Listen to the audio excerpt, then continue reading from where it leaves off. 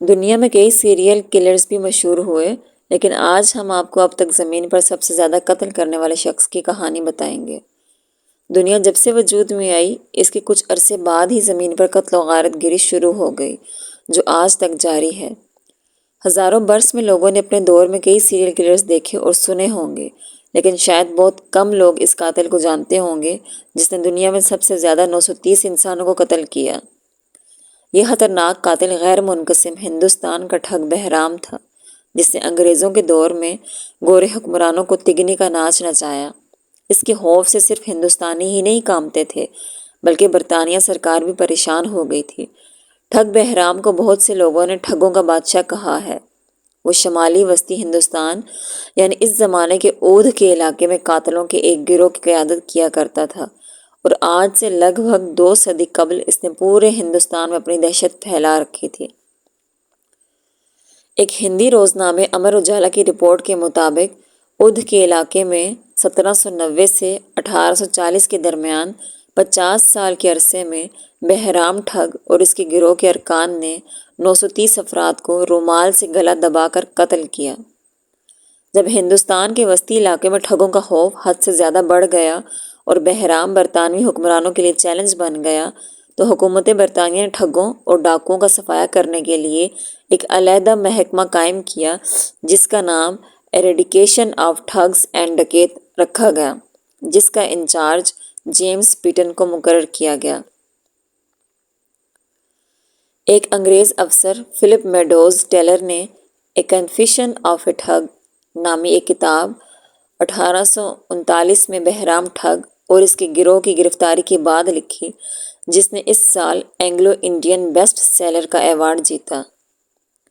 اس کتاب میں فلپ نے بہرام اور اس کے گروہ کے دیگر اراکین کے اعترافات کو لکھا ہے، اور جیمز پیٹن کے حوالے سے کہا ہے کہ ٹھگ بہرام 931 افراد کے قتل میں ملوث تھا، اور اس نے گرفتاری کے بعد اس کا اعتراف کیا تھا۔ اس کتاب کے مطابق بہرام اور اس کے گروہ میں ہندوؤں اور مسلمانوں کے علاوہ دیگر مذاہب کے افراد بھی شامل تھے، جنہوں نے قتل کے لیے کچھ اصول وضع کر رکھے تھے، جن کے مطابق وہ عورتوں، فقیروں اور بچوں پر حملہ نہیں کرتے تھے، اور ان کے لیے اولین شرط بغیر خون بہائے قتل کرنا تھی، جبکہ وہ اس وقت تک کسی مسافر پر حملہ نہیں کرتے تھے جب تک اس سے کچھ برآمد ہونے کی امید نہ ہو۔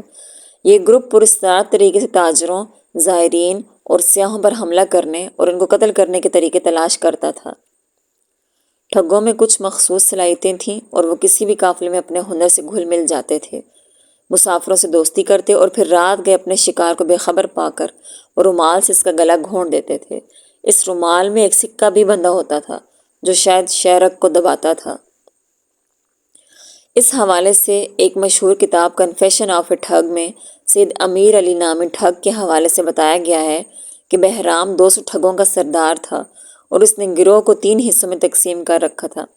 ایک گروہ قافلے کے پیچھے کچھ فاصلے پر چلتا، اور دوسرا مسافروں کے قافلے سے شناسائی کرتا اور ان کے ساتھ چلتا تھا، جبکہ تیسرا گروہ ان سب سے آگے پہنچ کر قبر بناتا، اور جب گروہ کے سربراہ کو محسوس ہوتا کہ اب حملہ کرنے کا وقت آ گیا ہے، تو وہ کسی کوڈ ورڈ کے تحت اشارہ کرتے یا کسی نام کو بار بار دہراتے، جس سے ٹھگ حملے کے لیے تیار ہو جاتے اور سردار بہرام کے اشارے کا انتظار کرتے۔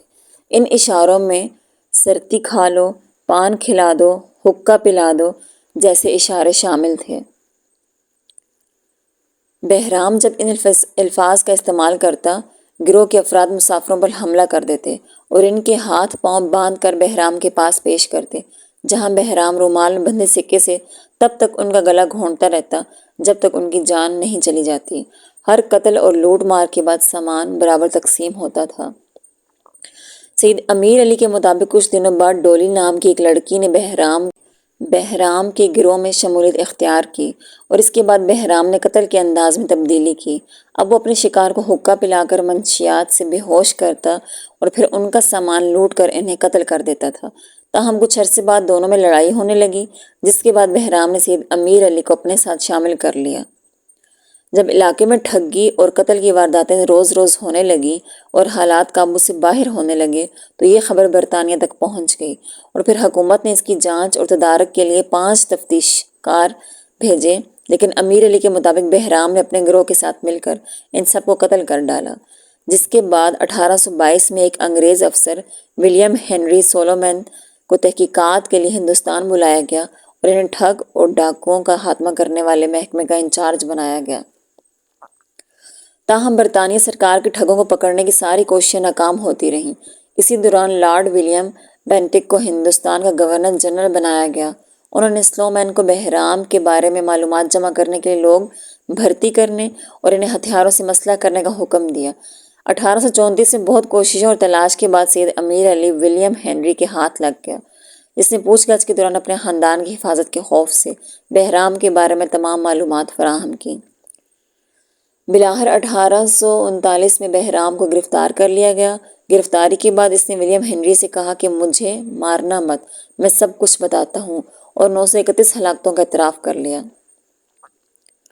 کتاب میں بتایا گیا ہے کہ جب پولیس نے قتل کے حساب کا سوال کیا تو اس کا جواب بہرام نے کچھ یوں دیا کہ ہر قتل کے بعد ہم آپس میں سامان تقسیم کرتے تھے اور اس وجہ سے قتل کی گنتی 931 ہے، یعنی اتنی ہی مرتبہ سامان آپس میں تقسیم ہوا۔ بہرام کی گرفتاری کے کچھ وقت بعد ہی اس کی ٹیم کے ارکان کو بھی پکڑ لیا گیا۔ بہرام اور اس کی گینگ کو 1840 میں جبل پور میں پھانسی دے دی گئی۔ پھانسی کے وقت اس کی عمر 75 سال تھی۔ بہرام ٹھگ کا 931 افراد کو قتل کرنے کا عالمی ریکارڈ ہے، اور قتل کے لیے استعمال ہونے والے سکے کے ساتھ رومال ایک میوزیم میں محفوظ ہے۔ مزید ایسی انفارمیشن کے لیے چینل کو سبسکرائب کرنا مت بھولیے گا۔ شکریہ۔